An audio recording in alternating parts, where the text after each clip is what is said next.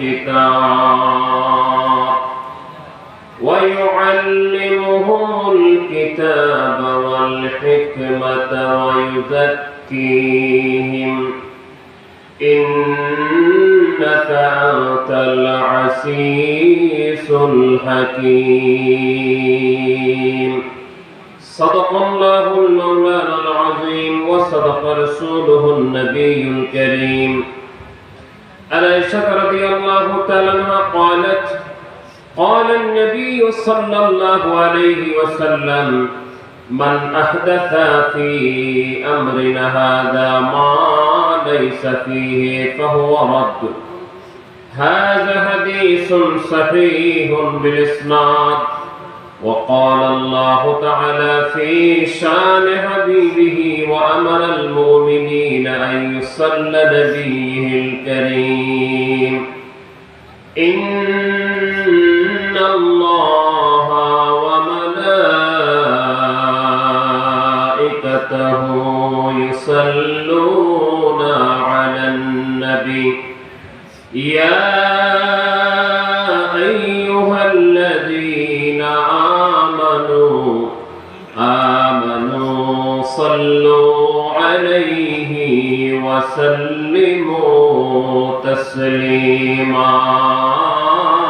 اللهم صل على سيدنا مولانا محمد وعلى آل سيدنا مولانا محمد.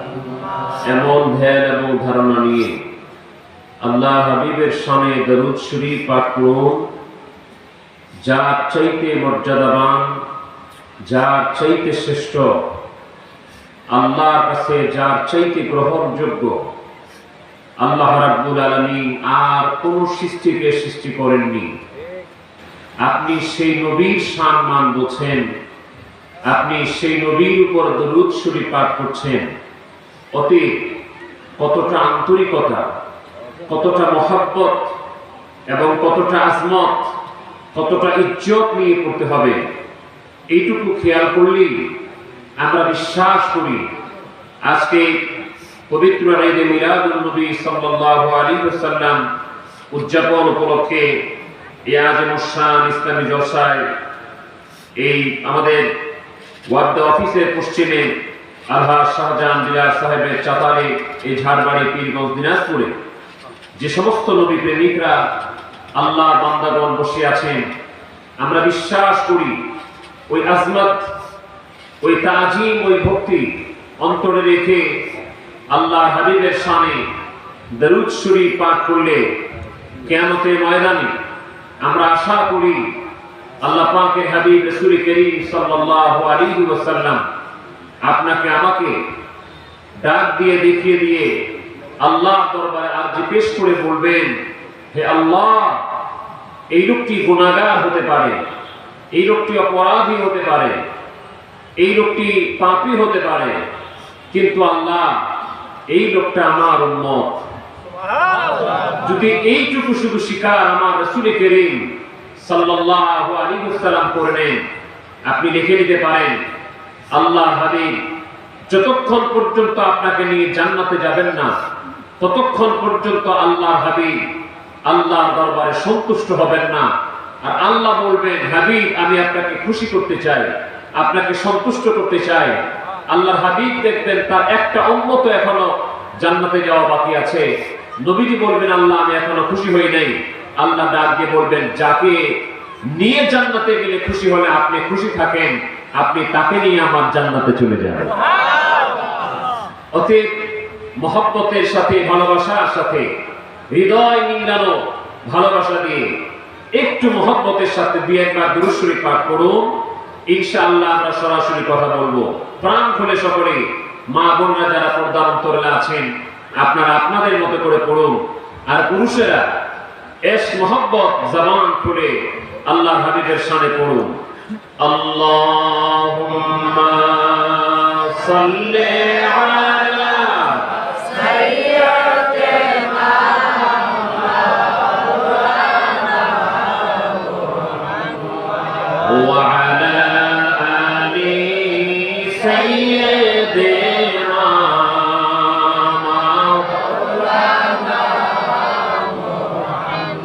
পশু পাখি ডেকে বলে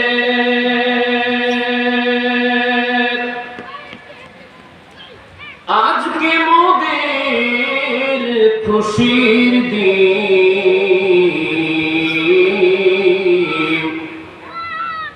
এ ধনির ধরায় তশরিফ নিলেন রহমাতুল লিল আলামিন আল্লাহুম্মা সাল্লি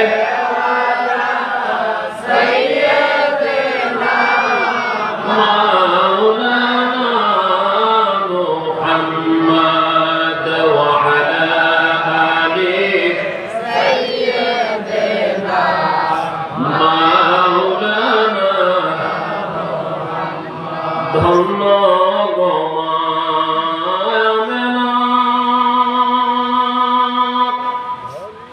ধন্য আপনার জিন্দিগি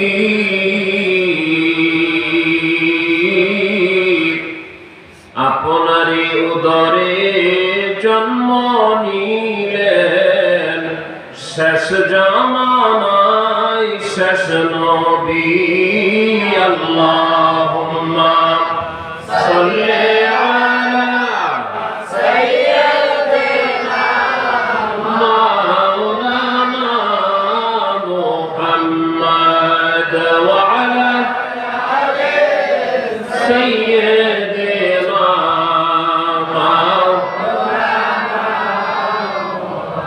লা ইলাহা ইল্লাল্লাহ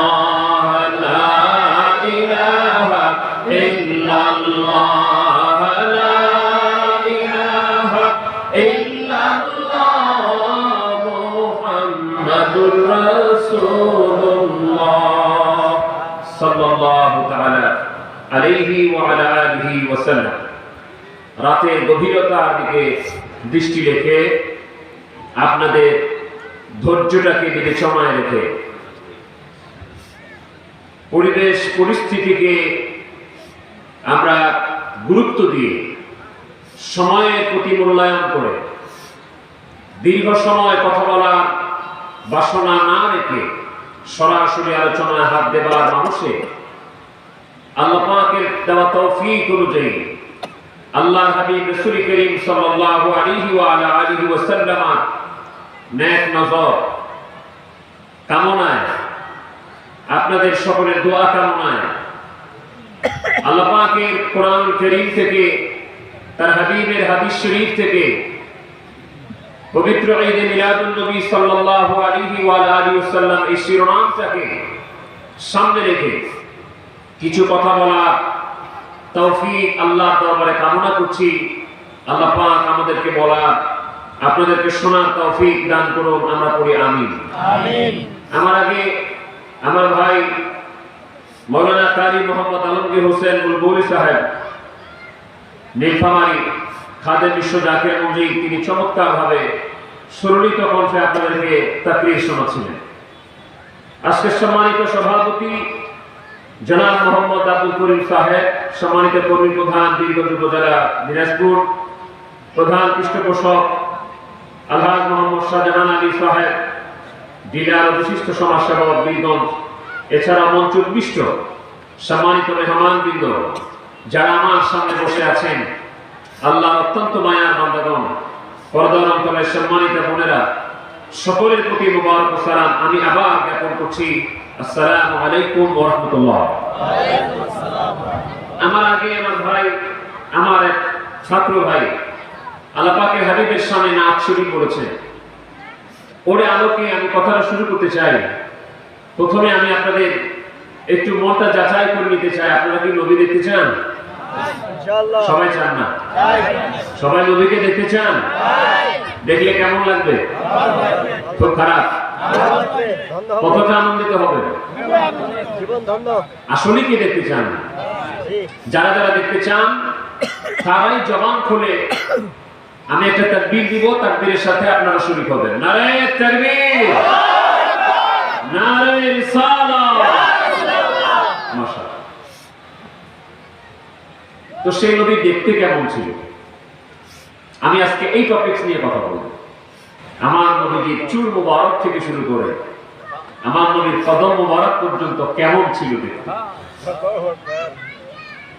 এই কথাটা, এই টপিকসটাকে সামনে রেখে আজকে আমরা কথা বলার চেষ্টা করব। আমার রাসূল করিম সাল্লাল্লাহু আলাইহি ওয়াসাল্লামকে যারা দেখবে, এ সম্পর্কে নবীজির একটা ভবিষ্যৎবাণী আছে। আমি হাদিসের কিতাবটি আজকেও বললাম, সহিহ মুসলিম শরীফ কিতাবুল ফাদাইল, আমার রাসূল করিম সাল্লাল্লাহু আলাইহি ওয়াসাল্লামকে স্বপ্ন যোগে দেখার অধ্যায়ে এবং তার তামান্না সম্পর্কে আমার রাসূল বলছেন। হাদিসটি হযরত আবু হুরায়রা রাদিয়াল্লাহু তাআলা বর্ণনা করছেন। নবীজি বলছেন, তোমরা তো আমাকে এখন দেখছো, এমন একটা সময় আসবে, আমার সাহাবীরা শোনো, এমন একটা সময় আসবে যেই সময় আমি নবীকে দেখার জন্য, তারা তো আমাকে সরাসরি দেখতে পাবে না, আমি নবীকে দেখার জন্য যদি বলা হয় তোমাদেরকে টাকা পয়সা, ধন দৌলত, মান সম্মান, ইজ্জত, হুরমত, আত্মীয় স্বজন সব ছাড়তে হবে, বিনিময়ে তোমরা নবীকে দেখতে পাবা। আমার রাসূল বলছেন, আমার ওই পাগল উম্মতগুলি সব ছাড়তে রাজি, আমি নবীকে দেখার জন্য পাগল হয়ে যাব। সুবহানাল্লাহ।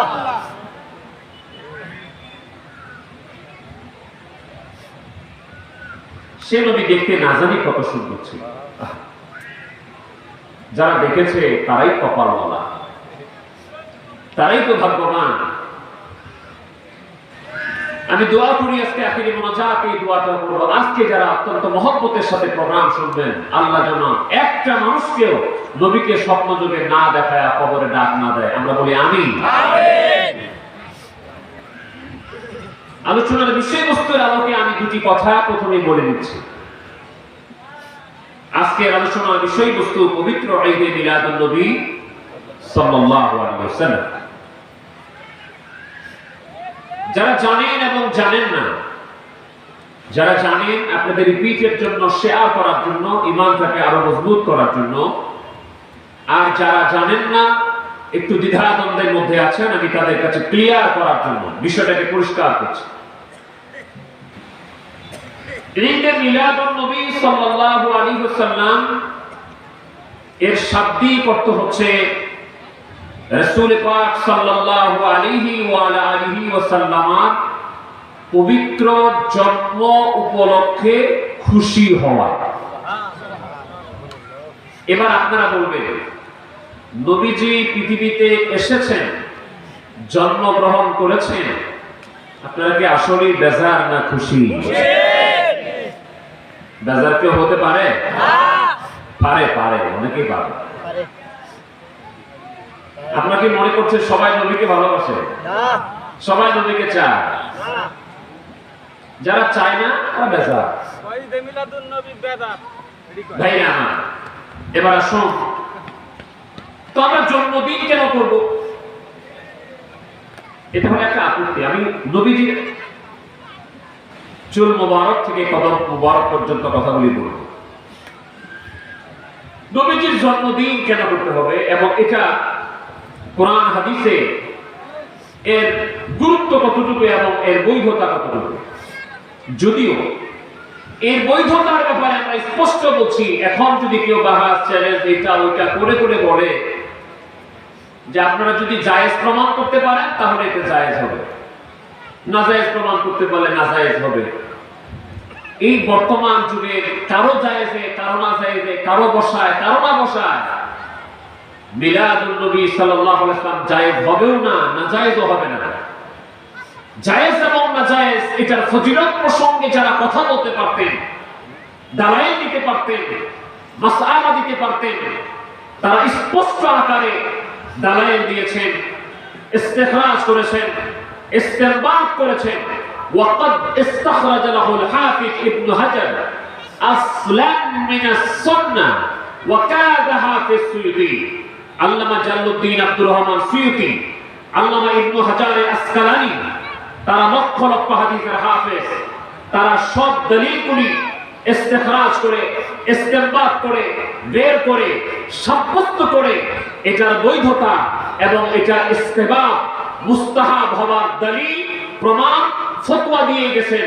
উনাদের পরে এই পৃথিবীতে ওই তবকা, ওই গ্রহণযোগ্য কোন আলেম, কোন ইমাম, কোন ফকিহ, কোন মুজতাহিদ এর বিরুদ্ধে ফতোয়া দেয় নাই এবং ওটা প্রতিষ্ঠিত হয় নাই। অতএব নতুন করে কেউ যদি ওখান থেকে এর বিরুদ্ধে ফতোয়া দেয়, তার ফতোয়া গ্রহণযোগ্য হবে না। ভাইরা আমার, জন্মদিন একটি জিনিস হলো জন্মদিন। এটা শুনলেই অনেকে জন্মদিন ইসলামে নাই, মৃত্যুদিন ইসলামে নাই। জন্মদিনকে কেন্দ্র করে, মৃত্যুদিনকে কেন্দ্র করে কোনো কিছু করা ইসলামে নাই। একটি জিনিস ভালো করে জানা দরকার, নাই বলাটা অনেক কঠিন ব্যাপার। অনেকে বলতে পারে বিষয়টা আমার জানা নাই, এটা বলতে পারে যে বিষয়টা আমার জানা নাই।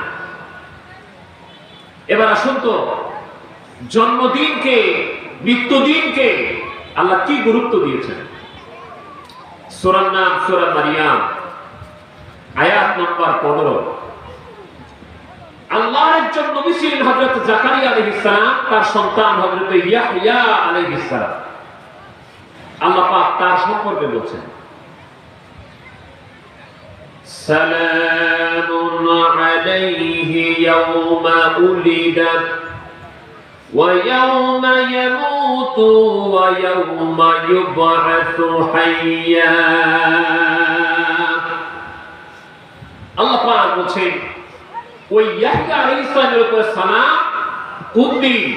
ইয়াওমা উলিদা, যেদিন হযরতে ইয়াহইয়া আলাইহিস সালাম জন্মগ্রহণ করেছেন। জোরে কোন সুবহানাল্লাহ। এই জন্মদিন উপলক্ষে সালাম দেওয়া, এটা কি খালি আমাদের সিস্টেম না আল্লাহ? আল্লাহ। আপনি কোরআন শরীফ খুলে দেখেন, ওয়া ইয়াওমা ইয়ামুতু, আল্লাহ বলেন সেদিনও তার উপর সালাম যেদিন তিনি মৃত্যুবরণ করবেন। তাহলে জন্মদিন, মৃত্যুদিন উপলক্ষ করে কিছু করা, এটাকে স্মরণ করা, এটি দলিল ছাড়া নয়, এটি বিদআত নয়। আল্লাহ পাক এটাকে গুরুত্ব দিয়ে কোরআন কারীমে উল্লেখ করছেন।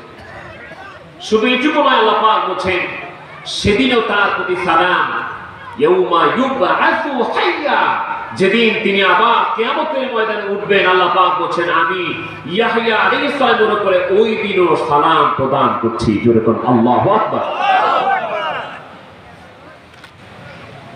এবার আল্লাহর হাবিবকে প্রশ্ন করে, রাসূলুল্লাহ ইয়া হাবিবাল্লাহ, ও দয়ার নবীজি, আপনি আপনার নিজের জন্মদিন উপলক্ষে কোন আমল করেছেন কিনা? জন্মদিন উপলক্ষে কোনো কিছু করা, এটা ইসলাম সম্মত কিনা? আল্লাহর হাবিবকে আজকে যদি প্রশ্ন করেন, নবীজি বলবেন আজকে প্রশ্ন নতুন হবে না, নতুন হবে না। আমার সাহাবায়ে কেরাম আমাকে 1400 বছর আগে প্রশ্ন করেছেন। ইমাম মুসলিম রাহমাতুল্লাহ আলাইহি সহিহ মুসলিম শরীফে 368 পৃষ্ঠায় হাদিসটা উল্লেখ করেছেন। আল্লাহর হাবিবকে প্রশ্ন করা হলো, সুইলান সাওমিল ইসনাইন, আমার নবীকে দেখা যায় নবী আমার রাহমাতুল লিল আলামিন সাল্লাল্লাহু আলাইহি ওয়াসাল্লাম প্রতি সোমবার খালি রোজা রাখেন, সোমবার করে রোজা রাখেন। আল্লাহর হাবিবকে প্রশ্ন করলেন, ইয়া রাসূলুল্লাহ ইয়া হাবিবাল্লাহ, ও দয়ার নবীজি, আমরা আপনাকে দেখি আপনি সোমবার কেন রোজা রাখেন? সোমবারে রোজা ছাড়েন না, গুরুত্ব দিয়া সোমবারে রোজাটা আপনি পালন করেন। আল্লাহর হাবিব জবাব দিয়ে দিলেন, ফিহি উলিদতু, সোমবার রোজা রাখার কারণ হলো আমি নবীজি সোমবার জন্মগ্রহণ করেছি। তাহলে জন্মদিন, যারা বলছেন জন্মদিন করা খ্রিস্টানদের আমল, আমরা হাদিসে পেলাম জন্মদিন পালন করা এটা আমার নবীর আমল। নাহলে আপনি হাদিসটাকে মুসলিম শরীফ থেকে বাদ দিয়ে দেন। হাদিসটা তো মুসলিম শরীফে, হাদিসের সনদ যঈফ না, মওদু না, হাসান না, সহিহ। আরেকটা কারণ সত্যের নবী আমার বলেছেন, ওয়া ফীহি উনজিলা আলাইয়া, আমার নবীজির দুনিয়াতে আগমনের দিনটা শুধু না, দিনটা শুধু না, আমার আল্লাহ পাক এই পৃথিবীর জমিনে যেই দিন কোরআনুল কারীম পাঠান, নবীজির আগমনের দিনটা উদযাপন আমার নবীজি করেছেন। আর কোরআনুল কারীম আমার আল্লাহ যেই দিন দুনিয়াতে পাঠিয়েছেন ওই দিনটাও হলো সোমবার, আমার নবীর জন্মদিন আর আমার আল্লাহ কোরআনের আগমনের দিন। দুইটা দিন আল্লাহর হাবিব নিজে পালন করেছেন। জোরে কোন সুবহানাল্লাহ। ইসলামে কোরআনে একটা রাত আছে 1000 মাসের চাইতে আরো দামি রাত। নাম জানেন এটা? কি নাম? লাইলাতুল কদর। তো লাইলাতুল কদর কি? কোরআন নাযিলের রাত। তো ইসলামে যদি কোনো দিবসই না থাকে, ইসলামে যদি কোনো দিবস পালন করাই না থাকে, তাহলে আল্লাহ কোরআন নাযিল করার ওই রাতটা এত ফজিলত দিলেন কেন? মূলত এগুলি শিয়ার, মূলত এগুলি নিদর্শন। এই নিদর্শনগুলি ধরে ধরে মানুষগুলি আল্লাহ রাব্বুল আলামিনকে স্মরণ করে। এবার আমরা আরেকটু সামনে যাই। আমার রাসূলের চাইতে বড় কোন নবী, বড় কোন মানুষ, বড় কোন সম্মানিত ব্যক্তি, আল্লাহর কাছে দামি কোন ব্যক্তি আল্লাহ কি তৈরি করেছেন? করেন না। সেই রাসূল সম্পর্কে আমার আল্লাহ নবীর আলোচনা অনেক ভাইরা সিরাতুন নবীর মাহফিল করেন, মিলাদুন নবী আমরা করি, সিরাতুন নবীও আমরা মানি। কিছু ভাইরা সিরাতুন নবী মাহফিল করেন, আমরা বলি করেন। আমার উদ্দেশ্য হলো, আমার চাহিদা হলো মিলাদুন নবী নামেই করেন, সিরাতুন নবী নামেই করেন। আমরা চাই আমার নবীর কথা বলো, আমার নবীর আলোচনা করা, আমার নবীর কথাটা বলে। তবে মিলাদুন নবীকে কাউন্টার করে কইলেন না, মিলাদুন নবীকে কাউন্টার দিয়ে কইলেন না, মিলাদুন নবীকে বন্ধ করে দেওয়ার নিয়তে কইলেন না, তাহলে বিপদে পড়বেন। কেন বিপদে পড়বেন? কয়েক সেকেন্ডে শুনেন। বলছে মিলাদুন নবীর মাহফিলটা একটা বিদআত, সাহাবীরা করে নাই, তাবিঈরা করে নাই, তাবিঈরা করে নাই, এই নানান ধরনের অজুহাত এবং অযৌক্তিক যুক্তি দিয়ে ঠিক আছে মিলাদুন নবীর মাহফিল সাহাবীরা করে নাই, তাবিঈরা করে নাই, তাবিঈরা করে নাই, অতএব এটা বিদআত করা যাবে না। তো কি করবেন? সিরাতুন নবী। এবার আমরাও জিজ্ঞেস করি, আপনি খুঁজে পাইলেন না যে মিলাদুন নবী সাহাবায়ে কেরামরা করেছেন, তাবিঈরা করেছেন, তাবিঈরা করেছেন, মাযহাবের ইমামরা করেছেন, এটা আপনি খুঁজে পাইলেন না? তো আপনি কি আমাকে দেখাইতে পারবেন যে আমার নবীর সাহাবীরা, তাবিঈরা, তাবিঈরা কোন মাঠে, কোন দিন, কোন জায়গায় সিরাতুন নবী না মাহফিল করছিল? ঠিক ঠিক। ওইটাও তো করে নাই, এইভাবে ওইটাও তো করে নাই। তাহলে আগে এই সিস্টেমে হলো মিলাদুন নবীর মাহফিল। তো এইটাই যদি আপনাদের দৃষ্টিতে বিদআত হয়, তাহলে এর পরে সিরাতুন নবীর মাহফিল ওইটা তো ডাবল বিদআত হবে। আমি বন্ধ করতে বলছি না, আমি আপনাকে বিদআত বলছি না। আমার চাহিদা হলো আমার নবীর আলোচনা করেন, নবীর কথা বলেন। কিন্তু যদি এইটা বিদআত বলে ওইটা বন্ধ করে দিয়ে ওইটা করতে চান, তাহলে ভালো করে শুনে রাখেন, এইটা বিদআত হইলে ওইটা ডাবল বিদআত।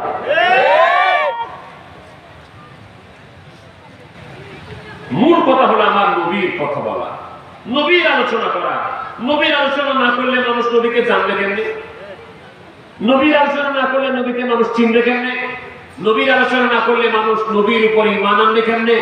নবীর আলোচনা না করলে মানুষ নবীর আনুগত্য করবে কেমনে? নবীর আলোচনা না করলে মানুষ নবীর উপরে তাজিম করবে কেমনে?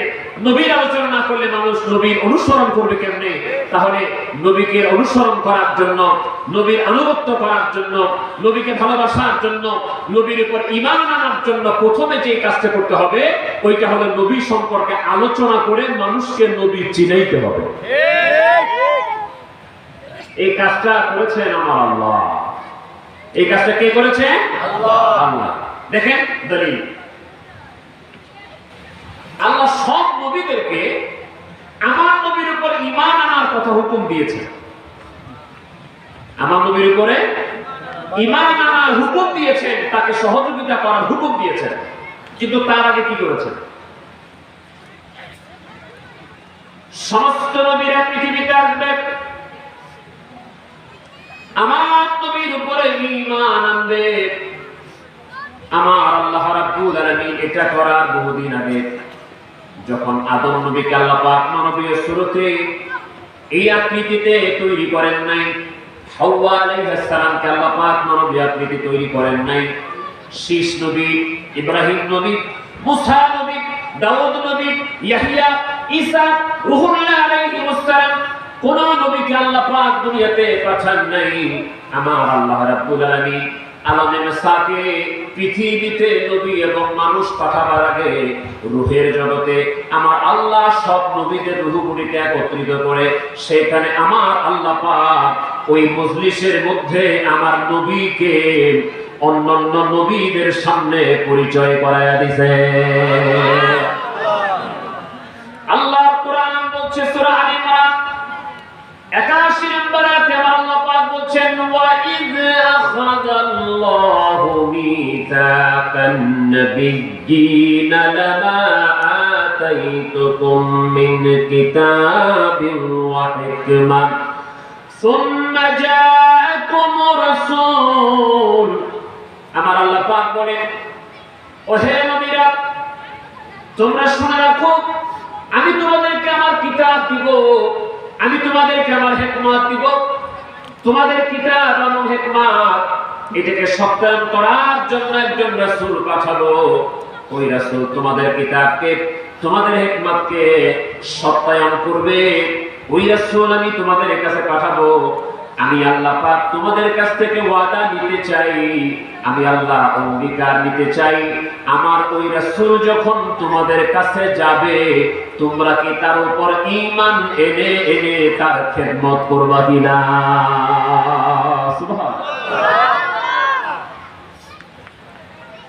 قال أقررتم وأخذتم على ذلكم إصري قالوا أقررنا قال فاشهدوا وأنا معكم من الشاهدين। আমার আল্লাহ পাক যখন প্রস্তাব দিলেন সব নবীদেরকে তোমরা কি তার উপর ঈমান আনবা কিনা, ইকরার করলা কিনা, তারা বলল আমরা ইকরার করলাম, আমরা ওয়াদা করলাম আমাদের সময় যদি সেই নবী আগমন করে আমরা তার উপর ঈমান এনে তার খেদমত করব। আমার আল্লাহ পাক বললেন ফাশহাদু ওয়া আনা মাআকুম মিনাশ শাহিদিন। তোমরা সাক্ষী থাকো তোমরা আমার নবীর উপর ঈমান আনতে চাইছো, তাকে খেদমত করতে চাইছো, তোমরা সাক্ষী থাকো আমি আল্লাহ কিন্তু সাক্ষী হয়ে গেলাম। তাই নবীকে আগে চিনাচ্ছেন, অন্যান্য নবীদের কাছে চিনাচ্ছেন আমার নবীকে। এবার সব নবীরা অপেক্ষা করছে, ওয়েট করছে সব নবীরা যে ওই নবী যদি আসে তার উম্মতদেরকে চিনাচ্ছে। আখির নবী মুহাম্মদ সাল্লাল্লাহু আলাইহি ওয়াসাল্লাম যদি আসে খবরদার তার উপর ঈমান আনতে হবে। আমার সময় যদি চলে আসে আমারে নামাই না ওই নবীর উপর ঈমান, আমিও তার উপর ঈমান আনবো। সুবহানাল্লাহ। একদিন হাদিসটা মিশকাতুল মাসাবিতে এসেছে, একদিন হযরত ওমর রাদিয়াল্লাহু তাআলা মতান্তরে অন্য সাহাবী কয়েকটি ঘটনা একই ধরনের ঘটেছে। তাওরাতের একটা কপি আমার রাসূল করিম সাল্লাল্লাহু আলাইহি ওয়াসাল্লামের সামনে পাঠ করছে। তাওরাত, জাবুর, ইনজিল, কোরআন এছাড়া আরো 100টা সহিফা, মোট 104টি আসমানি কিতাব আল্লাহর পক্ষ থেকে, সবগুলো সঠিক। কিন্তু বর্তমান তাওরাত নাই, অরিজিনাল তাওরাত নাই, জাবুর নাই, ইনজিল নাই, সবগুলি বিকৃত হয়ে গেছে। কোরআন আছে না নাই? আছে। আলহামদুলিল্লাহ বলেন কোরআন আছে না নাই? আছে। থাকবে কি না? আছে। কারণ কোরআনের হেফাজত করেন কে? আল্লাহ। আল্লাহ বলছেন ইন্না নাহনু নাযালনা যিকরা ওয়া ইন্না লাহু লাহাফিজুন। আল্লাহ পাক বলেন কোরআন নাযিল করেছি আমি আল্লাহ পাক কোরআনুল কারীম নাযিল করেছি, আর এই কোরআনুল কারীমের হেফাজতের দায়িত্ব দুনিয়ার কোনো মানুষকে দেই নাই। কোরআন হেফাজতের দায়িত্ব কোন সংগঠনকে দেই নাই, কোরআনুল কারীমের হেফাজতের দায়িত্ব স্বয়ং আমি আল্লাহ রাব্বুল আলামিন নিজে রেখেছি। তাহলে কোরআনের কেউ ক্ষতি করতে পারবে না? সেবার বলেন, আমার রাসূলের কেউ ক্ষতি করতে পারবে না? কেন পারবে না?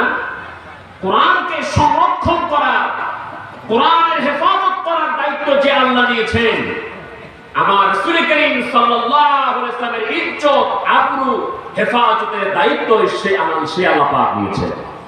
আল্লাহ পাক বলেছেন, ওয়াল্লাহু ইয়াসিমুকা মিনান নাস।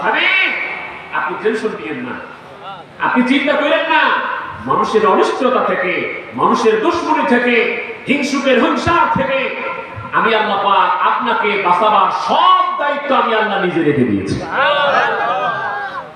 দুনিয়ার মানুষ আমার নবীকে একটু কষ্ট দিতে চাইছে, নানাবিধ কথা বলতে চেয়েছে আমার নবীকে। আমার রাসূল করিম সাল্লাল্লাহু আলাইহি ওয়াসাল্লামের উপরে কিছুদিন ওহী আসা বন্ধ ছিল, সব কথা বলা যাবে না। ওহী আসা কিছুদিন বন্ধ ছিল। মক্কায় মানুষগুলি খবর ছড়াই দিল, আরে শোনো শোনো শোনো, কি তাই মুহাম্মদ সাল্লাল্লাহু আলাইহি ওয়াসাল্লামের কাছে যে জিনটা আসতো, ওই জিনটা আর আসে না। আমার নবীর কাছে কি জিন আসতো? তাই নবীর কাছে জিন ভূত আসা এটা অপবাদ, এটা নতুন খালি না, এটা নবীর কাছে জিন আসতো, তার কাছে জিন আছে, জিনে শিক্ষা দিত, এই অপবাদ করে এই জামানায় না, আমার নবীর উপরে দেওয়া হয়েছে। অতএব বিশ্ব জাতির মধ্যে আক্রোশিত এলাকায় করে ওইখানে সেখানে জিনের খেলা, ভূতের খেলা, জিন আছে ভূত আছে, এই জন্য এত গরু যায়, এত